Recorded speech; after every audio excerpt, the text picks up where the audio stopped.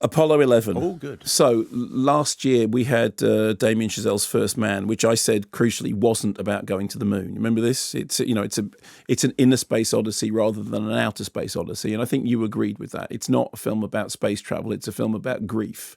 Yeah? It's about grief and space travel. Okay, but it's primarily about grief. And rattly space travel. And rattly space travel as a metaphor for grief.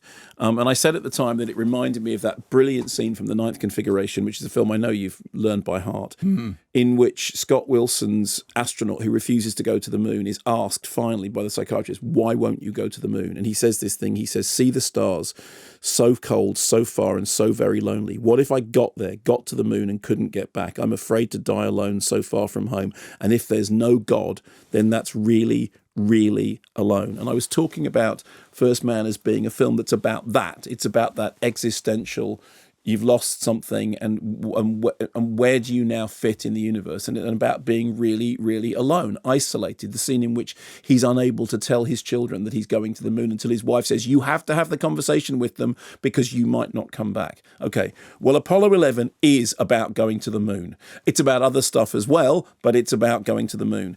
And it's, because the 50th anniversary is just coming up, isn't it? It's very, very soon.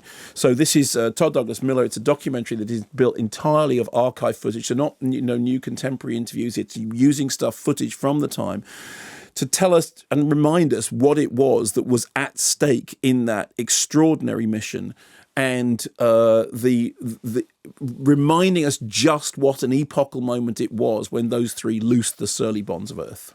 Past the 6-minute mark in our countdown for Apollo 11. Now 5 minutes, 52 seconds and counting. Booster flight. CPSS, verify go for launch. CPSS, verify go for launch. CTSC, verify go for launch. Booster CTSC, flight. verify go for launch. SRO, verify go for launch. SRO, verify go for launch. LM, verify go for launch. LM, go for launch. You have a channel verify go for launch. Flight channel 26. CB2, We have some 7.6 million pounds of thrust pushing the vehicle upward, a vehicle that weighs close to 6.5 million pounds.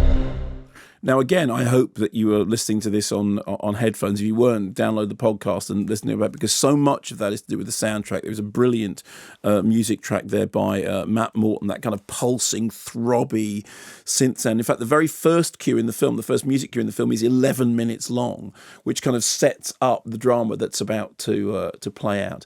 And as we've said before, I mean, I am claustrophobic, and I do think the idea of, traveling all that way up to the top of that tower to get into a tiny little tin can on top of what's essentially a massive amount of extraordinarily explosive fuel and then being fired into the air.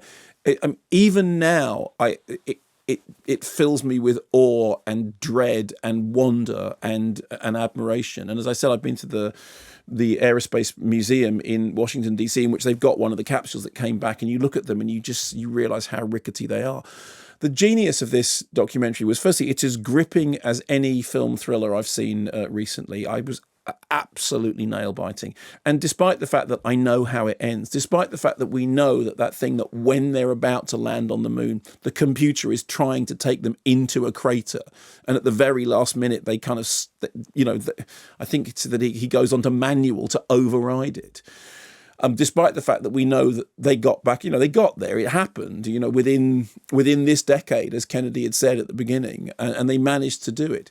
But it genuinely fills you with a sense of awe and wonder and astonishment at, firstly, what science can achieve, proper science, the philosophical dreams of mankind being enabled by scientists working stuff out.